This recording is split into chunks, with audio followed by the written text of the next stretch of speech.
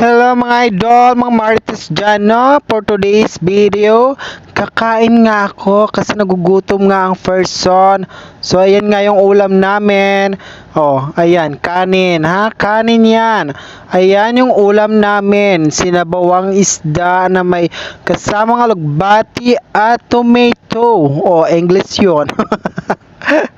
So, ayan, may sabaw pa ako dyan. Baka maglaway kayo, kumain na rin kayo. Isang subo, tinik agad. Ang sarap ng kain ko dyan, mga lodi. Ang laki ba naman ng isda na yan? Fresh na fresh galing from market. Ayan o, kita nyo, nakadalawang ulit akong pakita sa inyo ang isda kasi ang lapad niya at fresh na fresh. O, di ba? Ubos ang kanin nyo mamaya. O, may dahon-dahon pa dyan.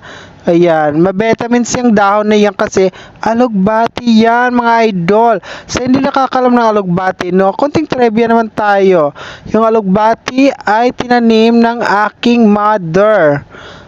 Ayon, bumili lang sa market kasi hindi siya nabuhay. At habang kumakain nga ako dyan, mga idol, no? Ayan, busy yan. Marami kasing tinik. So, ayan, kailangan mag-ingat habang sumusubo ng kanin. Kasi nakasama yan sa mga kanin-kanin. Ayan, habang kumakain nga ako dyan, may kausap talaga ako dyan. No? Sikreto lang yung kausap ko dyan kasi nagmamaritisan lang kami. Ayan, oh. Kala nyo busy ako sa pagkain?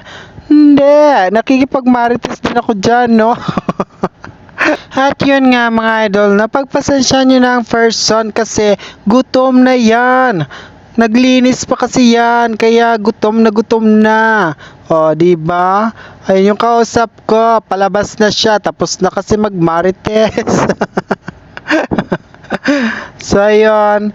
O, di ba? Pag-focus ako sa pagkain diyan habang yung leg ko nasa kabilang kanto.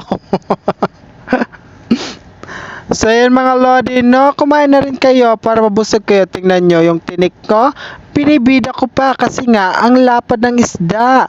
At yun nga mga lodi, no? Kain ng kain lang dyan yung person. O, ayan. Ang dami kasing tinik. Kaya ayan, mag-ingat-ingat tayo habang kumakain mga idol, no? Baka makain nyo rin yung tinik. Hindi kayo aso.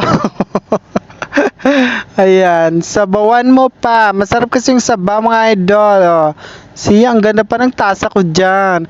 Mickey Mouse. So, ayun. Bye-bye.